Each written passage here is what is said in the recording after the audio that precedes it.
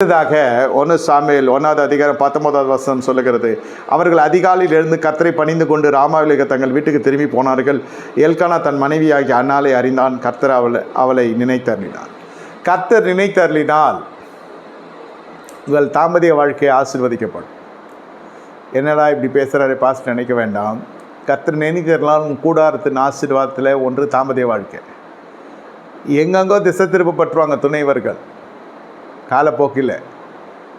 அதெல்லாம் இந்த தேவன் நினைத்தருளுகிற பொழுது உங்கள் குடும்பம் கட்டி எழுப்பப்படும், பூத்து குலுங்கும், தங்கள் வீட்டுக்கே போகிறாங்க. அதுக்கு முன்னே இந்த தம்பதிகள் எவ்வளோ அசிங்கப்பட்டிருக்காங்க தெரியுமா?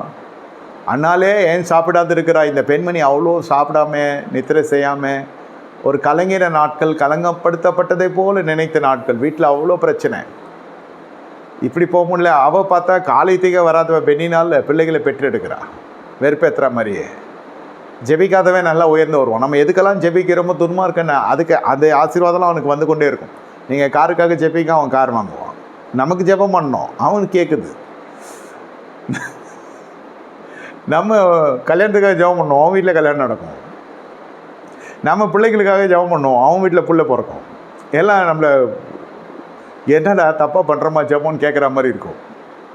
பிரியமான தேவனுடைய ஜனமே, ஆலயத்துக்கு போகிறவள், தேவனுக்கு பயந்தவ, கிருபை பெற்றவ அன்னாள். புருஷனுடைய அன்பு மட்டும்தான் கிடச்சிது. அண்ணாலே ஏன் சாப்பிடாது இருக்கிறா? ஏன் விசனப்படுகிறா? 10 குமாரனை காட்டலாம், அவன் குமாரன் அல்லவா?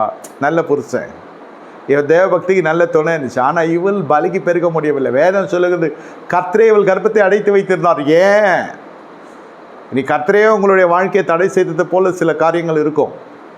ஏன் இவள் வாயை திறந்து மனம் திறந்து பொருத்தனையாக பிரதிஷ்டையாக செய்து இந்த குமாரன் கர்த்தருடைய ராஜ்யத்துக்குரிய பிரதிநிதியாக கொடுக்க வேண்டும். உமக்கே இதை கொடுக்குறேன்னு சொல்லணும். சொல்ல முடியுமா? உமக்கே கொடுக்குறேன்னாக்கா நான் பரிசுத்தமாக ஆயிடுவேன்னே, என்னால் அசுத்தம் செய்ய முடியாது, அதனால் நிறைய பேர் இது பொருத்தனை கிடையாது, பிரதிஷ்டை. தசமாகம் கொடுங்கன்னு கேட்கறது கிடையாது. நீங்கள் ஜெபம் பண்ணி இந்த காரியம் செய்கிறேன்னு சொல்லுங்கள், இது பொருத்தனை பண்ணிக்கோங்க, இதை செய்கிறேன் அதை செய்கிறேன்னு பணம் வசூல் பண்ணுற காரியம் கிடையாது. இது வந்து பிரதிஷ்டை. அந்த பிள்ளையை நான் உமக்கே விட்டுடுறேன், இதுதான் உண்மையான பிரதிஷ்டை செஞ்ச ஜெபம். ஆனால் அந்த அம்மா வாங்கி கட்டிச்சு அந்த ஏலி என்ற பிரதான ஆசாரியங்கிட்ட, நீ எம்மட்டும் குடித்து வைத்திருப்பான். ஆலயத்திலே அசிங்கப்படுத்தப்பட்டாச்சு. அந்த அம்மா சொல்றது, என்னை பேலியாளின் மகளை என்ன தீரும், அதான் வேசியின் மகளாக என்ன தீரும். எப்படி எங்கே போய் முடியுது பாருங்கள். கொடுமைன்னு கோயிலுக்கு போனால் அங்கே ஒரு கொடுமை தாண்டவம் ஆடுதுன்ற மாதிரி இது அங்கே ஆலயத்தில் போனாலும் ஆசாரியனுக்கு அப்படி ஒரு வெளிப்பாடு, விதமாக குடிச்சிருக்கிற மாதிரியே. கட்சியில்